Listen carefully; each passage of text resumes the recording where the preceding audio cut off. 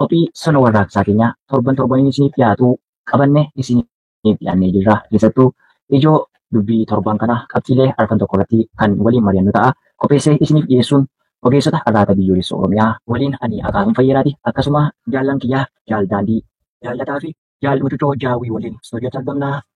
Baga nagaan dhuftan isiniin jecha gara qabxii marii keenyaatti ceenaa.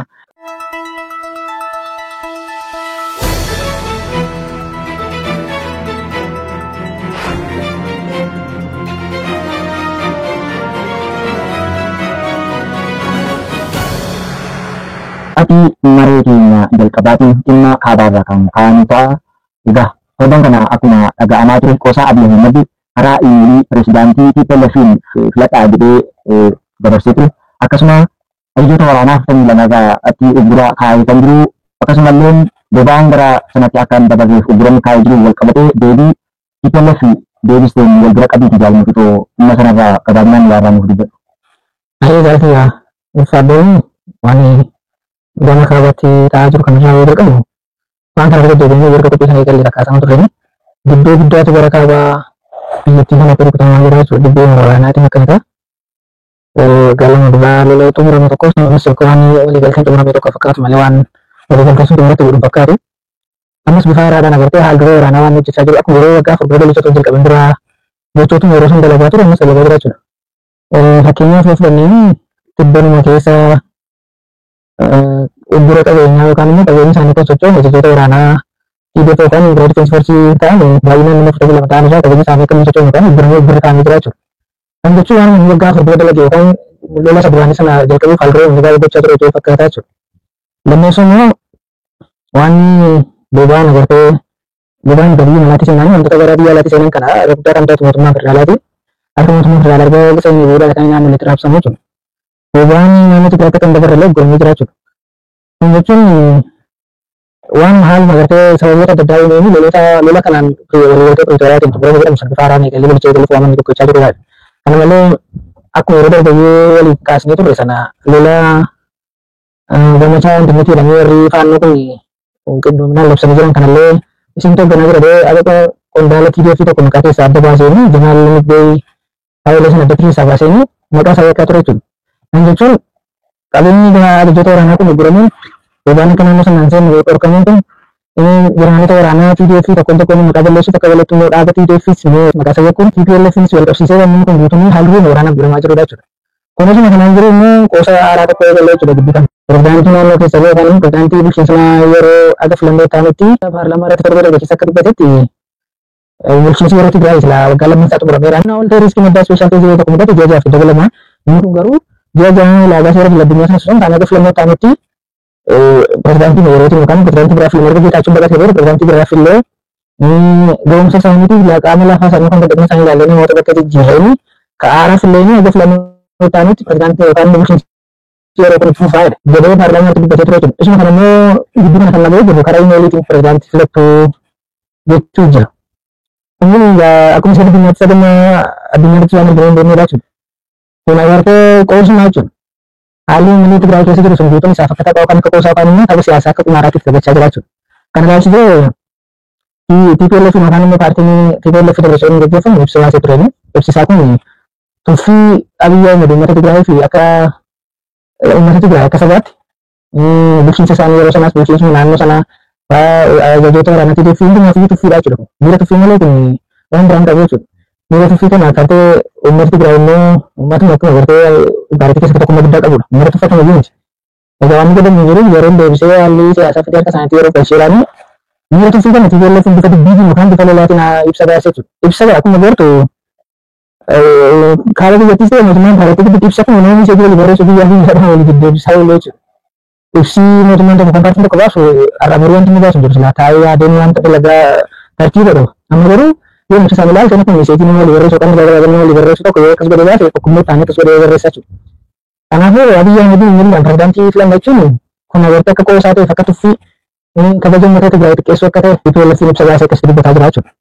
Filatun Abiy Ahmed bu'aa siyaasaaf jecha qoosaa uummata kanatti akka malee qoosuu jiraachuun isaa beekamaadha. Mee gaawwan dhimma kanarraa kan barreeffame jennee jaaldaan ini terbang kan kawal kabatu roda de aku na midiya wasa ga ga turre yeshi hudala kan fakatu badan grati ne makabisi kan fakatu itu ko bertukan kan dengan kajian itu sana ga isa ko ini sun mari faka ya dane gana bijinan le Iwan kana ko ne jadi nama kahasani Yesu har jadi yang sana kami lalta dan itu kita nama kita kata Ayo jalan yang tadi wansu ni wanta tak izinnya hal yang di kawal kapati amat inti maru dan siasa yang pariti kisah memang berjalan kisah dari juga kawal kapati di dokumentari soba jadi kopi petani asbani batu kan garajan menjani dokumentari sana di kopi kita di bawah dengan tanah di sini kalau tak amarati nama amarati kalau tak achieve petani di Garanat di yang universiti lebih yang kita bilang kisah dan dulu orang yang kita jadi dan dulu universiti kita ni kuan mesti ada sih gitu Almat dawa mati orang mama kisah jadi kana dan siasa yang tarik ini dari jumlah orangnya api nano amara kisah itu nifano coba amara di Salmani anjingnya juga macam yang orang dulu isan atas yang rumah sudah akan ada titik jadi kapan dia kana kalau kata rumah mudah suhama kisah segera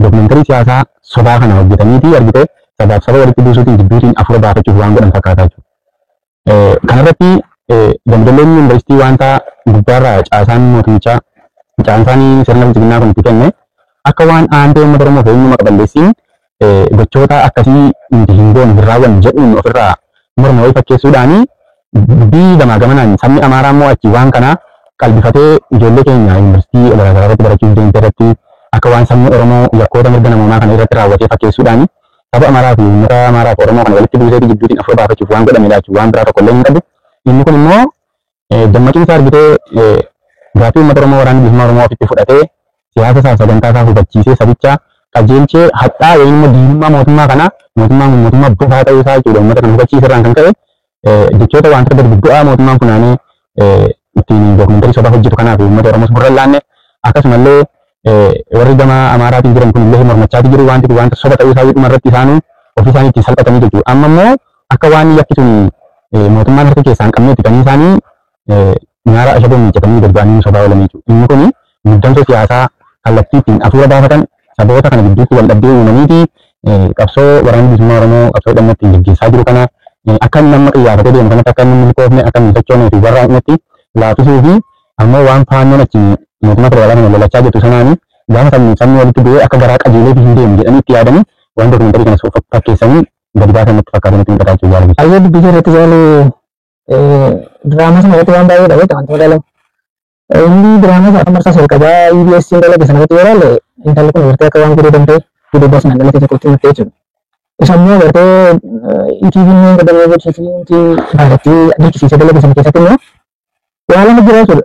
Warri ni gaazexeessaan dubbatu sun akka waan isheen agartee jalqabuma gaafa heerumtee jalqabuudhaan inni jalqabaan ishee gartee yookaan immoo akkuma kabachiisa hojjetti isaa wajjin heerumtee namni sanatti walitti heerumtee jechuudha. As deebi'annaa kan jedhamu isheen dubbattuun dhibba jeeshan yoo tokko baay'ee akka tokko yoo tokko jechuudha. Ajuma tufiin masaranii toora qabsiifatanii qajeelfamanii jiru waan si ajaa'ibu.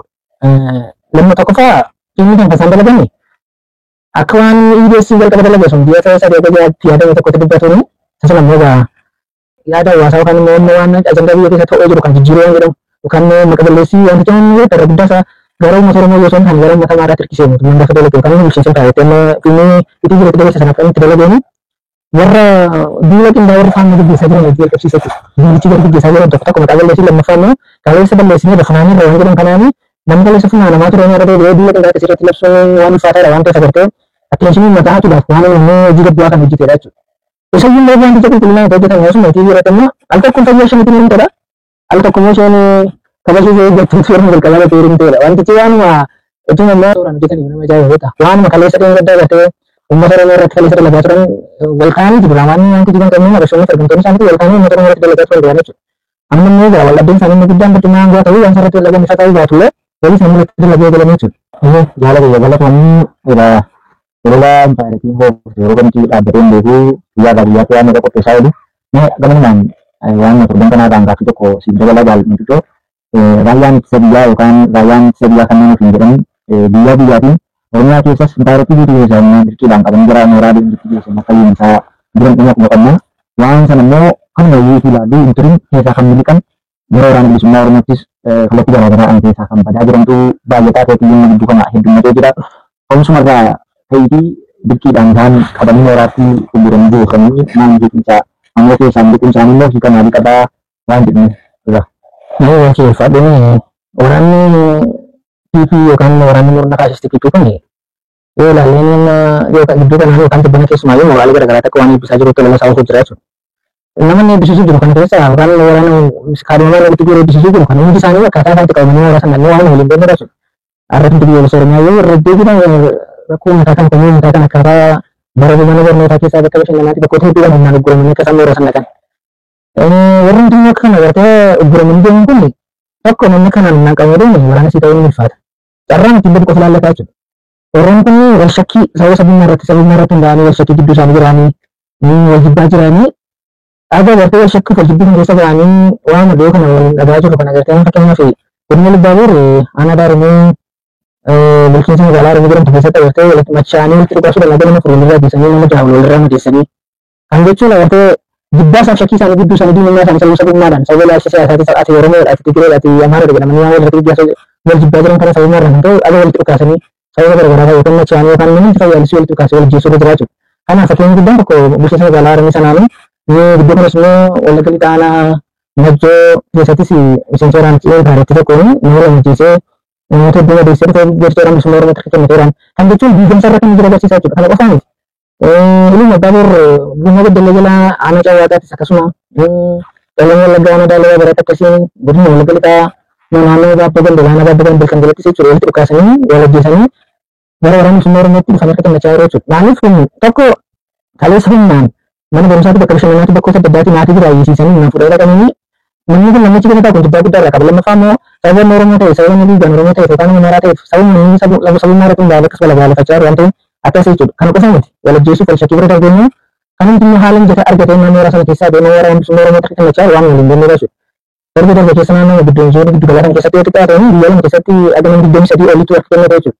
Gujii lixaa keessatti akkasiin asuma immoo qilxuqaarraa kan keessa namoota baay'ee bahu jira jechuudha. Moorichi biituu namatti diigamuu jira. Maaliif tokko mooraa shira addabaa Iddoo uummata Oromoo kana irratti dalagan warri baate akkasiin keessaa yaa'u jira. Inni gammee fi haalli namni jenneen waan gurguru keessaa booddaa jechuudha. Waan abdii biraan qabu inni garuu warra akkasiin humnaan guure kana. Agartee waraana kana leenjifadde godhee ursoo birshalaqee irra gidduu kana eebbisiisaa jira. Kan gidduu dhaabaa jiru. Waraanni namni eebbisiisuu jiru kan guutuun warri haadhaaf abbaatii eebbisiisanii humnaan biraa qabanii mana barnootaati bakka inni gabaadeen irraa bakka inni jiiddilee isaa hojjetu jira. Naatiif haadhaaf abbaa biraa qabanii waraan deemedha waan ta'eef amma qabeenya fuudhee gara moorichaatti gara mooraa sana keessaa ba'ee gara mooraatti dhufannee abdanna malee wanti biraan inni baay'atee eebbisiise waan inni irraa abdannu yeroo xiqqaatan toora gam kafalee qabeenya fidee dhufaa irraa abdannaa jechuudha. Kanaafuu moorichi guddoo laaffatee jiraan jechuudha. Akka inni miidiyaa irraa kan dubbiidhaan kana kan loloo ibsanaa miti. Hayyee galatoomudha. Jaala guyyaa humnaan nyaatanii fi humnaan tokko nyaataniidha. Kanaan dhaqanii fi kan dirqamaan bira dhaabbatan natti hin fakkaatu. Waan kana waggaa darbeen biralleen yeroodhaa gara yerootti gabaasaa ture. Kanaafaa xiyyeessoo Oromoo hunduu hawaasnis kan quba qabu. Inni quba qabaa keessatti kan gidduu kanaa iddoo adda addaa waraana raayyaa ittisa biyyaa kanneen hin jedhan kana dabalatee milishoonni saddeet illee godina Lixa Wallaggaa gara aanaa Manasibuu bulchiinsa magaalaa gara Eelaa Daabbisirraallee baay'inaan saddeet kan ta'an gara waraana bilisummaa Oromootti harkaa kennatanii jiru isaan illee gabaasaa turre. Waan kun ammallee kan itti fufuu ta'a keessatti yaaddoo karaa garaagaraa qaban irraa kan ka'u sodaa waraanatti yookaan lola haaraa banamatti seenna jedhuun kan ka'e kan keessaan bitaa jiran ta'uun beekama. Egaa haala kana ammoo waraanni bilisummaa Oromoo bakka kanaan dura irratti lola jabaa geggeessee hin beekne deebii adda addaatii harkaan fi jajjabduu fudhatee injifannoo goonsaa galmeessaa jira. Waan kanarraa jaaldaan waan quba qabduu egaa gabaabinni maatiin uummata gurra buusuudhaaf. Hayyee jaalatiyaa waraanni bilisummaa Oromoo argitee hundeeffama dhaaba bilisummaa Oromoo irraa kaanee gaafa dubbanne amma deemaa ture bara chaartaraa keessaa cabiinsaan ergaa biyya kana keessaa dhiibamee ba'ee fi booda rakkoolee akkam jajjabduu kana saba isaarraa illee adda ba'ee ture caasaa waraanaa biyya keessatti ijaarrachuun illee ulfaataa ture sirni itti argatu sana keessatti sana hundayyuu danda'ee dandamatee waan hundaa keessa ba'ee dhufe iyyuu waraanni bilisummaa Oromoo reefuu waggoota kudhaan lakkaaman kan hin caalle keessatti lixa daa'imacaa Gidaamis Dagii irraa kaasee dogoggoroota yookiin immoo hanqinoota duraan jiranii dhaabni bilisummaa adda bilisummaa Oromoo kun rakkoolee isa mudate sanaa kan inni dabarse irraa barachuudhaan dhaloota itti leenjisee hidhachiisee lolee lolchiisee ammoo siyaasa tarsiimoo sagantaa siyaasaa isaa kaayyoo akeeka isaa galmi isaa dhugaan maal akka taate aadaa duudhaa sabichaa irraa osoo hin maqsiin dhaloota akkasitti leenjisee hidhachiisee bobbaasuutii miti lolee lolchiisuudhaan haga giddugala biyyattii giddugala Oromiyaa handhuura Finfinnee jedha kan inni lolee lolchiisaa jiru kun waan inni irraa haasofnu qofaa osoo hin taane addunyaan waan ragaa taate qabsoon keenya qabsoo dhugaa ta'uu fi qabsoo bu'uuraa gaaffii keenya gaaffii uummata Oromoo ta'uu addunyaan illee ragaa jechuu. Warri Intaarotti of harkaa qabanii sagantaa yoo marii araaraa fi gara Tanzaaniyaatti deeman isaan kaasanii tokko ijaaranii san qabanii caasaa waliin qabanii maal jedhanii jechoota garaagaraatti darbachaa turuun isaanii ni yaadatama. Kana hundaa bilisummaa Oromoo dhaabni ABO bonamma qabsoo dhimma gaggeessaa jiru kun cichee jiru qaama sadaffaa addunyaan gidduu jirtu keessatti dhugaa gaaffii uummata Oromoo gaaffii bu'uuraa fi gaaffii sirrii fi haqa qabeessa waan dhaloonni itti dhiigaaf lafee itti dhangalaasee lubbuu qaalii jijjiiraan qabne itti kitime fidee asiin ga'e kana ta'uu addunyaan illee ragaa jechuudha. Isa kanaafi caasaa isaa guutummaa tolfatee ABO bonii zooniilee 8 keessatti loleedha kan inni lolchiisaa jiru kun waan nama jalaa dhokates miti. Fira qabsoo osoo hin taane addunyaan hin beekti addunyaa darbee diinni